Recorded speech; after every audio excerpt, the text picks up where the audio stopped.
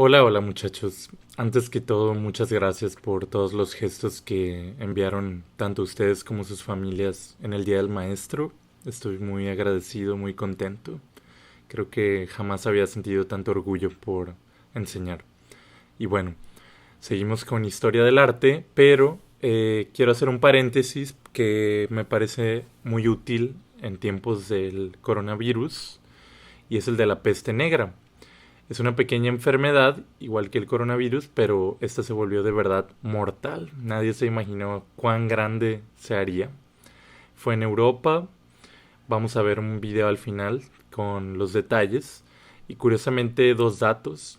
Vino de China, entró en Italia y bueno, mucho del arte que existe, que por cierto no se hizo en la misma época que la peste, sino después, es una especie de documento, o sea, es una memoria, un doloroso recuerdo inmortalizado.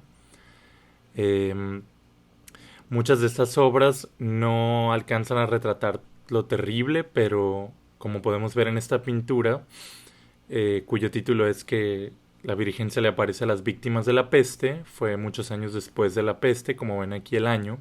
La peste fue en 1346 y esto fue 300 y cacho años después. Y bueno, no sé si ya encontraron a la Virgen en esta pintura. Ahí está. Y bueno, muchas veces cuando ocurre algo tan trágico, por supuesto que pedimos ayuda a Dios, a la Virgen, a esas fuerzas que están muy por encima de nuestra mortalidad. Somos humanos, somos frágiles, la salud es frágil. Gracias a Dios y a la tecnología podemos disfrutar hoy en día, pero como podemos ver en esta pintura, la situación era terrible. ¿Y cómo explicar algo tan terrible y, por cierto, invisible? Nunca en 600 años había visto algo así. Muchas personas veían esto como un castigo de Dios y imagínate pensar en que tenías planes para el futuro, estabas joven y de pronto te enfermas y estás tan cerca de morir y no sabes si has tenido tu conciencia limpia, si hay algún pecado ahí que falta perdonar, confesar.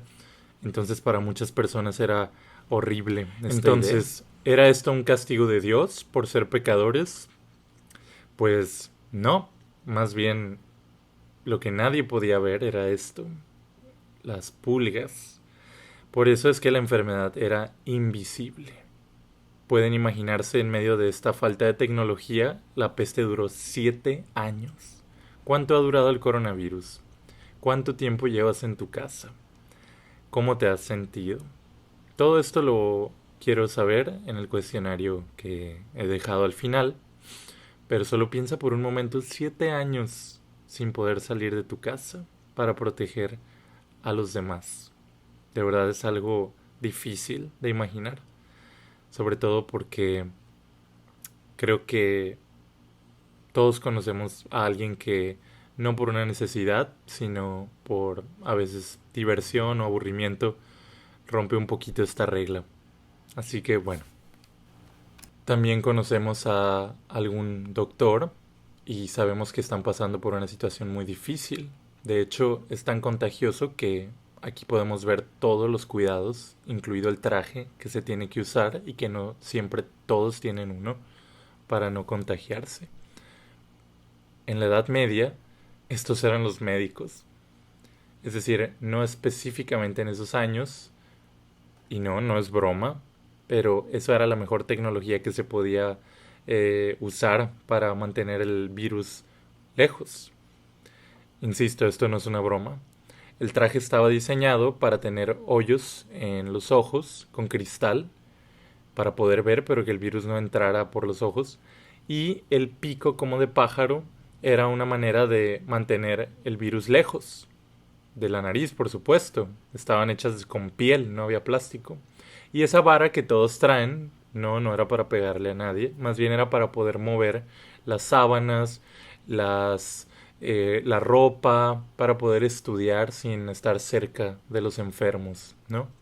Entonces, sin duda, la tecnología ha avanzado.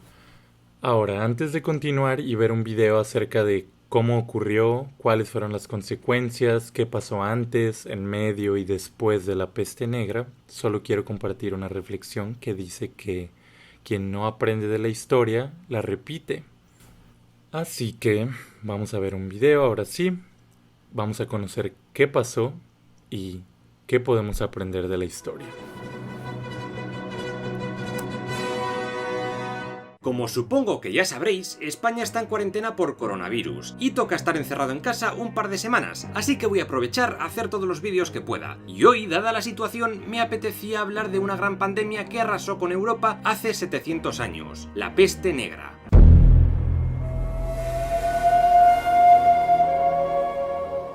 El origen de esta enfermedad lo encontramos en una bacteria llamada Yersinia pestis, que causa la peste bubónica, la peste pulmonar y la peste septicémica. Es el segundo agente infeccioso con más muertes humanas a sus espaldas, solo por detrás de la malaria. La peste es una enfermedad propia de los roedores, sobre todo de las ratas. Muchas mueren, pero las supervivientes se convierten en un peligro. Pulgas y piojos que picaron a estas ratas infectadas acabaron transmitiendo la enfermedad a otros roedores y también al ser humano. Todo apunta a que el origen de la peste negra tuvo lugar en algún lugar de China. En aquel tiempo los mongoles dominaban el país y habían establecido la dinastía Yuan. En el año 1300 hubo una pequeña edad de hielo que pudo hacer que muchos roedores abandonaran sus pastizales secos para aventurarse a zonas pobladas, y en esos lugares la enfermedad pasó a los humanos por las picaduras de las pulgas. Según algunas fuentes, se dice que hubo una peste jodida en China a partir del año 1331, que mató a unos 25 millones de personas. Después la enfermedad pasó a Asia Central, donde los nómadas de la estepa tenían por costumbre cazar marmotas y otros roedores que también portaban la enfermedad. Se comían a estos animales y usaban sus pieles como abrigos, y claro, las pulgas se daban unos festines de la hostia, y muchos más humanos contrajeron la peste. Pero es que encima estaban en plena ruta de la seda, con un tráfico constante de comerciantes y mercancías. Se sabe que la ciudad de Cafa, lo que hoy es Feodosia, en Crimea, a orillas del Mar Negro, fue asediada por mongoles de la Horda de Oro, dirigida por Hani Beg. Esta ciudad era un enclave genovés, y en el año 1346, durante el asedio mongol, estos comenzaron a enfermar por la peste. ¿Qué hicieron entonces? ¿Retirarse? ¡Ni de coña! Su plan fue poner en sus catapultas los cadáveres de los muertos por la peste y lanzarlos sobre las murallas de Cafa para que cayeran dentro de la ciudad e infectaran a los genoveses. Buena gente, sí, claro. Señor. Muchos genoveses se largaron de allí en barcos, pero algunos ya llevaban la enfermedad dentro de ellos. Aquellos barcos pasaron por Constantinopla, Alejandría y finalmente acabaron en Italia, convirtiéndose en el primer gran foco de Europa occidental. En serio, parece que China e Italia siempre son los que se comen todos los marrones de enfermedades chungas.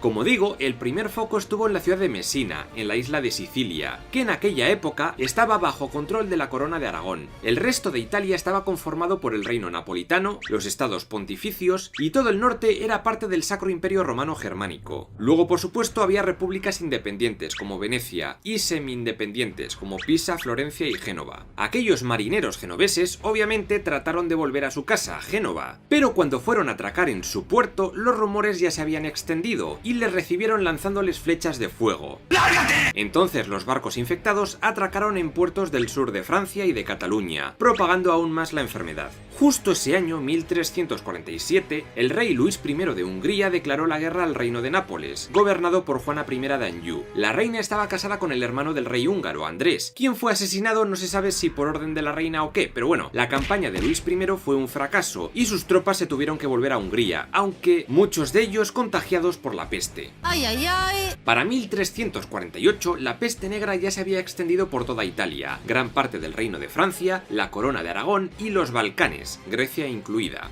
Al año siguiente afectó a Castilla, al norte de Francia, Alemania, Inglaterra y Europa del Este, aunque el este alemán, Bohemia y gran parte de Polonia se libraron de la infección y apenas tuvieron focos. Y lo mismo con Escandinavia, donde parece que el clima no fue lo suficientemente propicio para muchas pulgas con ganas de contagiar a la gente. ¡Mucho frío!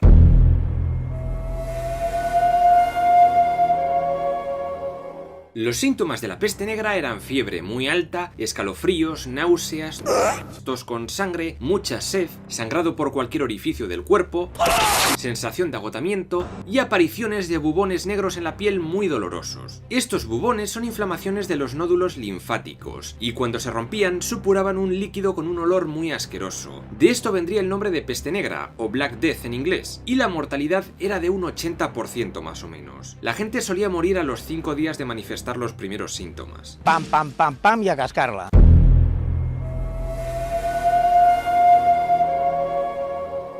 Para empezar, la peste negra era un tipo de peste con un periodo de incubación elevado, que podía llegar a los 12 días, aunque en aquella época parece que fue más elevado o al menos eso dedujeron los médicos. Es decir, que una persona podía contagiarse y no dar señales de estar pachucho en un par de semanas. Y claro, en todo ese tiempo podría estar contagiando a miles de personas allá por donde iba. Y malnutrido y con hambre no se puede vencer a ningún virus, porque el sistema inmunitario está en la... Si la peste hubiera llegado 50 años antes, habría sido jodido. Igual que otras pestes que ha habido a lo largo de la historia, pero desde luego no tan mortífera ni tan destructiva. De hecho, Europa llevaba libre de pestes como 600 años. La última fue la peste de Justiniano del año 542, que afectó especialmente al Imperio Bizantino hasta el año 750. Se especula con que su origen pudo haber estado en algún lugar al este de África, pero no se sabe bien. Luego está el tema de las ciudades, donde la peste causó mayor daño. Los virus siempre van a afectar antes a un lugar con mayor concentración de habitantes, y si encima la higiene es bastante escasa, como solía pasar en ese tipo de ciudades grandes, pues apaga y vámonos.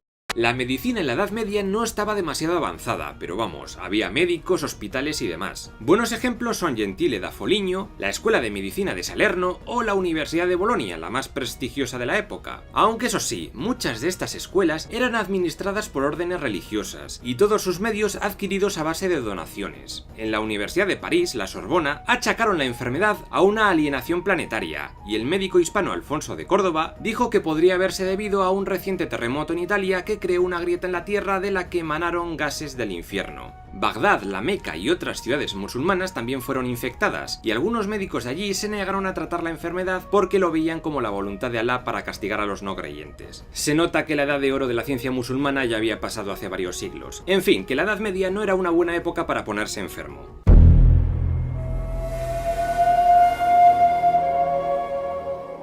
La peste negra pudo ser frenada cuando todos los cristianos se dieron la mano y rezaron juntos al unísono. Nah, es broma. Esas manos estarían sucias y se contagiarían aún más. Pedir clemencia a Dios no servía de nada, eso era evidente. Para muchos, el apocalipsis había llegado y no había dónde esconderse. Había que pensar otra cosa. Se probaron muchas medicinas tradicionales, pero nada parecía funcionar. Médicos de diferentes ciudades europeas llegaron a la conclusión de que una persona infectada podía tardar como máximo 39 días sin manifestar los primeros síntomas. Claro, no puedes dejar a la gente aparentemente sana por ahí, porque quizás tengan el virus y no se sepa hasta un mes después. Por ello, las autoridades de muchas ciudades, como Venecia, crearon una medida nueva para la gente que venía en barco de otros lugares del mundo. A partir de ahora estarían un mínimo de 40 días esperando para poder desembarcar, y a eso se le llamó cuarentena. Se dieron cuenta de que aislar a los enfermos era una buena forma de frenar la peste. Pero claro, que en aquellos años te dijeran que dentro de nosotros vivían bichitos muy pequeñitos, pues era muy raro. Aunque un médico andalusí llamado Ibn al-Hatif algo sospechaba y prescribió el aislamiento de enfermos y la quema de sus ropas. Otro andalusí, Ibn Hatima, recomendaba plantar arbustos aromáticos, rociar el cuerpo con aguas de rosas, vinagre, limón y cosas así. Es tiempo de comer flores. Luego se hicieron enterramientos express, fosas comunes y quema de cadáveres, además de muchas medidas de profilaxis, como aislar a los contagiados o taparse la cara con máscaras. ¡Hola! Son famosas las de forma de pico, que dentro tenían plantas y cosas aromáticas para defenderse del aire podrido, aunque eso sí, se inventaron en 1630. Y finalmente también se adoptaron muchas medidas de higiene, como construir sistemas de alcantarillas en las ciudades, no tirar mierda a los ríos, mover oficios insalubres a las afueras, etc. Finalmente la peste se cebó con los más débiles, dejando tranquilos a los inmunes, quienes pasaron esa inmunidad a su descendencia. Vamos, lo que se llama selección natural.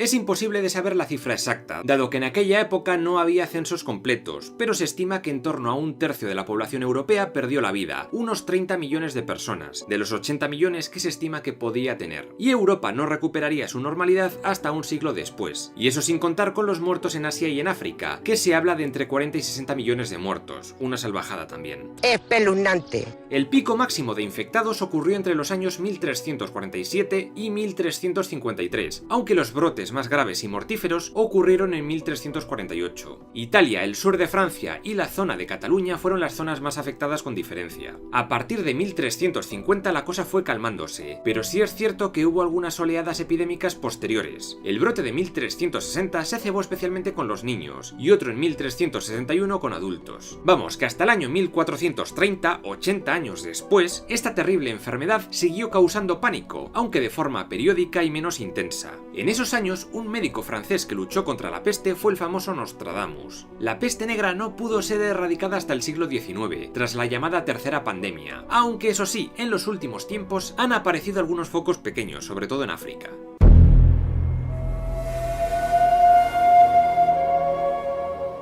Para empezar, tantos millones de muertos pasa factura. Muchas ciudades y pueblos quedaron despoblados, con campos de cultivo abandonados por completo. También hubo gente que se pensaba que el fin del mundo había llegado y huyó lo más lejos que pudo, especialmente a zonas rurales. ¿Dónde vas? Que claro, si estás sano eso está muy bien porque puedes salvarte, ya que no estás en el foco, pero si estás enfermo contagias al resto, contribuyendo a expandir aún más la enfermedad. Luego los supervivientes empezaron a sentir una angustia existencial de la hostia. Claro, ¿cómo te tomas ahora la vida después de algo así? Hubo dos actitudes.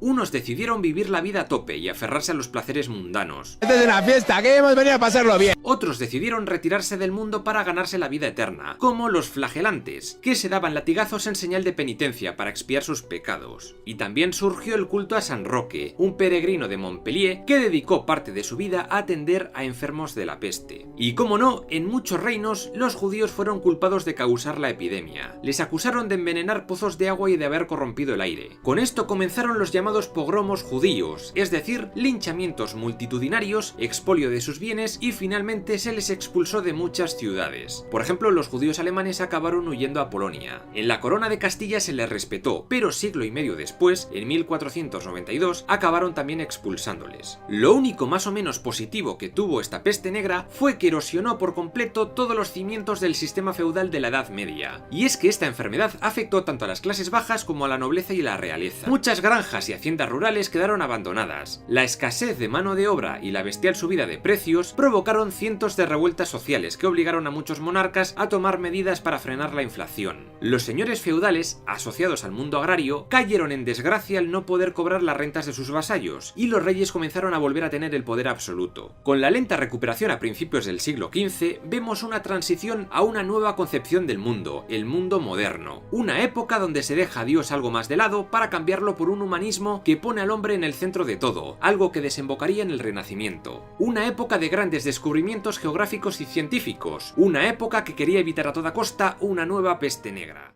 Ok, pues terrible. Para esta semana, a diferencia de las anteriores, no va a ser para el mismo día, sino tenemos toda la semana para resolver esto. Me interesa que hagas 3 dibujos. Aquí dice cómo son y hay un cuestionario, como siempre, abajo en la descripción del video, pero esta vez es un cuestionario un poco distinto. Hay una pregunta que es importante que recuerdes del video, pero las demás tienen más que ver con tu experiencia, así que por favor contéstalas con honestidad, ¿sí? Cualquier duda, puedes escribirme por Edmodo. Te deseo una excelente semana. Éxito.